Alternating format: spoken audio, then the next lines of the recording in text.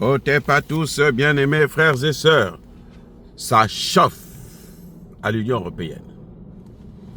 Les Européens sont en train de se diviser. La situation est en train de devenir critique et se complique. Il y a des pays comme la Hongrie, la Slovaquie, il y a même, comment vous appelez ça, l'Autriche, qui vivent du gaz russe. Vous voyez, sans le gaz russe, ils sont foutus. Et ces pays, vous savez, ces pays-là, donc, sont anti-guerre. Ils sont même contre les sanctions. Et pourtant, ils avaient tous pris les sanctions. Mais maintenant, ils disent qu'il est temps de faire la paix. Parce qu'ils savent qu'ils ont un problème qui est celui du gaz. Ah oui. C'est le même problème d'ailleurs que l'Allemagne a eu qui a fait que son économie puisse être complètement par terre. Et c'est pour ça que Olaf Scholz ne veut plus que ce soit cette guerre continue, parce qu'il sait que son économie en dépend. Donc, ce gaz-là passe par l'Ukraine.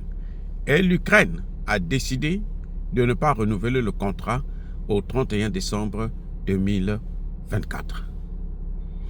Donc, à partir du 1er janvier, le gaz russe ne passera plus par l'Ukraine pour soutenir, pour aller en Hongrie, en Slovaquie. Et c'est le grand problème qu'il y a. Mais la Slovaquie vit que de ça. Et si la Slovaquie n'a pas ce gaz, vous savez quoi? Eh bien, ça va être très, très, très difficile pour elle de l'emporter, de gagner quoi que ce soit. Parce que c'est des zones où il fait très froid et ils ont besoin de ça. Ce que moi, je ne comprends pas, c'est que mais l'Ukraine touche des royalties. L'Ukraine a des droits que la Russie continue à payer parce que le gaz là passe par l'Ukraine. Ah oui, le droit de douane, c'est pas gratuit. Il y a le droit de douane que la Russie paye. Et l'Ukraine se dit, moi je préfère souffrir pour faire souffrir encore plus ceux-là.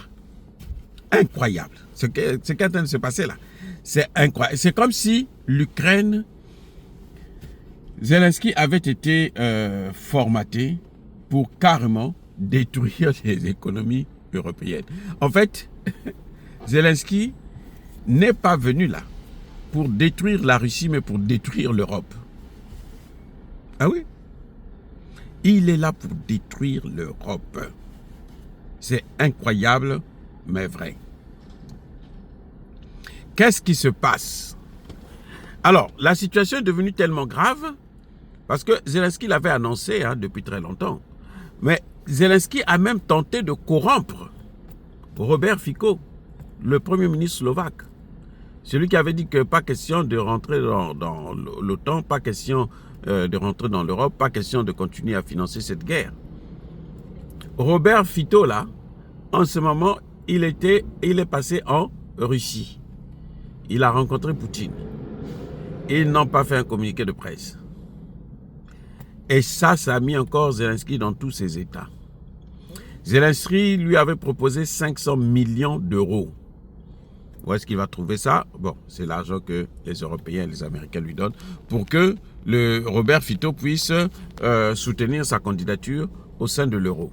Mais tout le monde sait que l'euro là, est plutôt l'OTAN, c'est les Américains. C'est pas Fico, Fico peut dire ce qu'il veut. Si les Américains disent tu rentres pas, tu rentres pas. Si les Américains disent tu sors, tu sors. Voilà ce qui est en train de se passer. Donc, Zelensky préfère faire souffrir son peuple parce qu'il veut aussi que Robert Fico puisse le soutenir pour la guerre. Or, ces gens n'ont même plus d'argent. Ils n'ont plus d'argent, les amis. L'Europe, là, ils n'ont pas d'argent, ils sont pauvres. L'Europe ne peut plus assumer ses responsabilités de grande puissance militaire et financière qui peut rivaliser avec que ce soit la Russie, la Chine ou les États-Unis. Maintenant, actuellement, c'est une grande bataille entre la Hongrie, la Slovaquie et l'Ukraine. Parce que les autres pays européens, ils ont des problèmes. L'Allemagne a déjà payé le prix fort, puisque son économie a été chamboulée. Hein?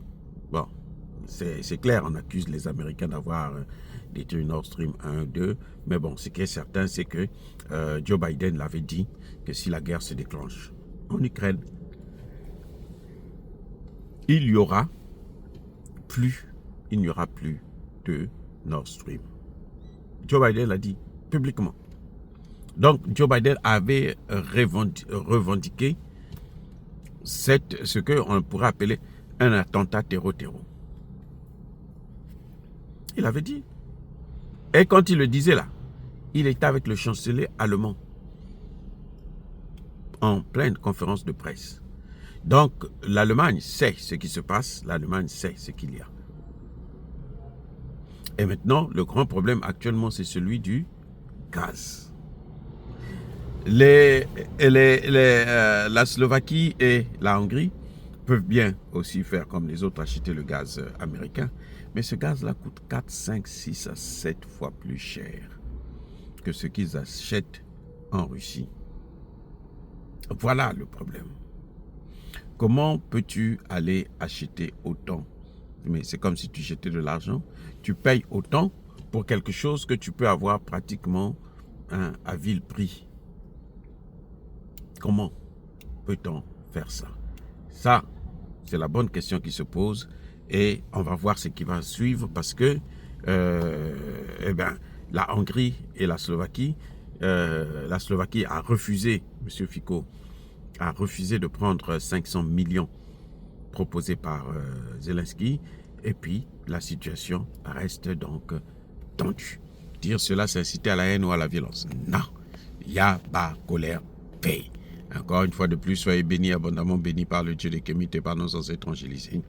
Mais que tous ceux qui persécutent le continent africain, le pillent et le déstabilisent, qu'ils soient noirs, blancs, chinois, arabes, juifs, indiens ou qui qu'ils soient punis, maudits, foudroyés, neutralisés, écrasés, effacés par le Dieu des Kémites et par nos ancêtres angélisés. Vive l'Afrique éternelle, j'ai dit et j'assume.